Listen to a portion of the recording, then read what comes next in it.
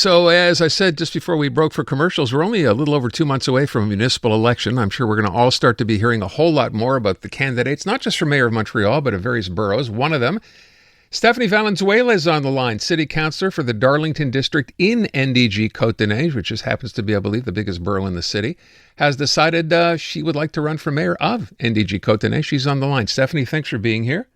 Thank you so much for having me. Look, we have spoken in the past. I know you're a native of the borough. You've grown up there. You were there as a child, so you know what needs to happen or what you think needs to happen in that borough. It's interesting to me because that whole borough, when you stop and think about what's happened over the past couple of years, right? We have a mayor in the borough now, Gracia Kasoka Katawa, who was a nurse before she decided to run in politics, ended up winning. She defeated Lionel Perez in at the time, I guess back in 2021, a pretty contentious race. We thought he won, then he found out he lost. But a lot of people say that she has done a reasonably good job in the borough. We've talked about parks. I mean, if you're into cycling, I know there's been an issue. We talked about that on the show as well, with some of the things that have been ignored in the borough. What do you want to do? What are the most important issues as far as you're concerned in NDG Côte-des-Neiges? Our priorities are definitely housing, security, and back to basic services. The delivery of basic services such as, cleanliness, managing trash, cleaning our streets on a timely and regular, punctual manner. I think that there are some good things that Projet Montréal has been able to do in the last 4 years, but the truth of the matter is, for such an important borough such as Côte-des-Neiges NDG, you said it yourself, it's the most populous borough on the island of Montreal. There's a lot of neglect that has taken place under this administration, centrally especially. There's a lot of complexities in the borough of Côte-des-Neiges NDG. We have two very distinct realities between Côte-des-Neiges and NDG. And again, this administration has increased its taxes in the last 4 years significantly, where people, might be okay with their standards, but at the same time, they don't feel like they're getting their money's worth in terms of what they've paid for. And if anything, they feel like their services have been diminishing throughout the last 4 years with this administration. So I think that that's the real reason why I decided to run. There's always a way that people can be happy under this administration, but there's a lot of discontent as well. And serving Darlington in the last 4 years, I've heard a lot of different issues. And I've also heard from a lot of residents from across the borough about their dissatisfaction, whether they're not receiving a response from the administration. There's issues in terms of rats in the area.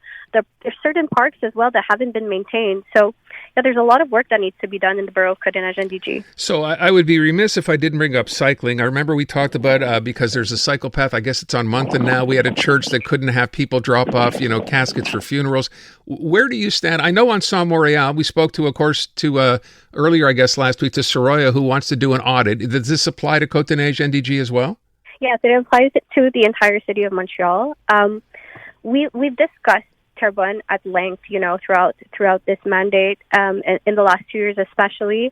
And the real issue here is the way that the administration went about and implemented it without consulting the residents. If anybody knows the history of Terrebonne, in the last mandate, under the last administration, they had implemented it and then they had removed it. And they created this working group where you had institutions and people that were part of this discussion to see how can we put a bike path and how can we get it to work for the residents and for the people that want to use it. And it was completely, disregarded when they decided to re-implement a bike path. So there's a lot of work that needs to be done in the audit in terms of looking at its security, looking at its implementation, looking at its impacts on local residents. And that's where we stand when it comes to at least the bike path on Terrebonne. Yeah, I mentioned Montclair. Obviously, I was mistaken. I meant Terrebonne. Yes. I wondered, too, I don't know if you saw that study from McGill. I was kind of going on about this yesterday that suggested Montreal could, in fact, double the number of bike paths we have, and it still wouldn't be enough. What do you think of that? I find it very interesting. There's a lot of studies that come out that come in favor or that come against the implementation of bike paths. I think that the reality is that there are needs in terms of mobility. There are needs when it comes to using bike paths or, your vehicle or using public transportation.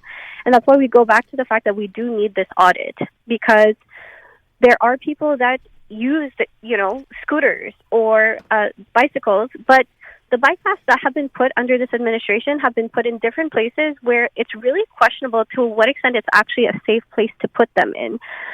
There's cyclists that tell us constantly that we don't use that bike path because it's actually really not safe. There's a lot of blind spots when you use that bike path. There's actually a lot of drivers that don't see us when we're passing by there. So I think, again, the audit is really important, and I understand that the study came out recently, but I don't think it's a comprehensive study on the actual reality of Montrealers when it comes to cycling. So you mentioned something really interesting, of course, beyond being the biggest borough in the city by population, two very distinct bureaus. So you have Côte-des-Neiges, you have NDG, different needs. You mentioned what it was, I guess, in the Côte-des-Neiges borough. What is it in the NDG borough that you think is the biggest concern for citizens, for residents there?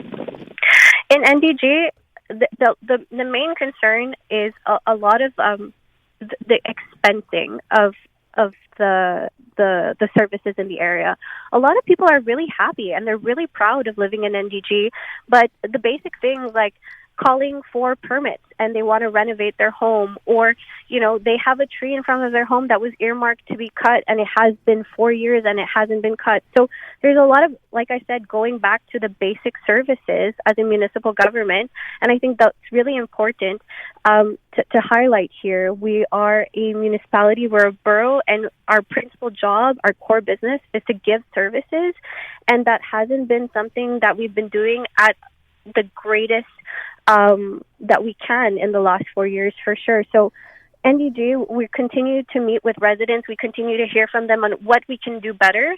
And I think that one of those aspects is delivering our services in a much better and timely manner for them. All right. Listen, we're out of time. I wish you luck. I will note, by the way, it's interesting. I mentioned Gracia Kasoki-Katawa. When she won, that's now 4 years ago, she was running to be mayor for Projet Montréal, right? Their candidate. And I think I saw this last week. She actually raised more money than the guy who is, Luc Rabouin, but just a few dollars. But still, I kind of look at this and think, is this almost like a runner-up award for her running again? Because she will run, right, in NDG Côte-des-Neiges for Projet. Well, yes, she did. I mean, her intention was to be the leader of her party. And I guess she wasn't able to get that. So now she's running again for the borough. My thing is that for me, running for mayor has always been about the residents and about serving my community. And so I just want people to understand that they do have options this November 2nd, and they can rely on a team that really understands the realities of the residents in the borough and that will actually listen to them when they come up with different issues that they're trying to find solutions to. All right. Stephanie, I appreciate the time. I wish you luck. Thanks so much. Thank you for having me. You're welcome. Stephanie Valenzuela, running for mayor of the NDG Côte-des-Neiges borough come November 2nd.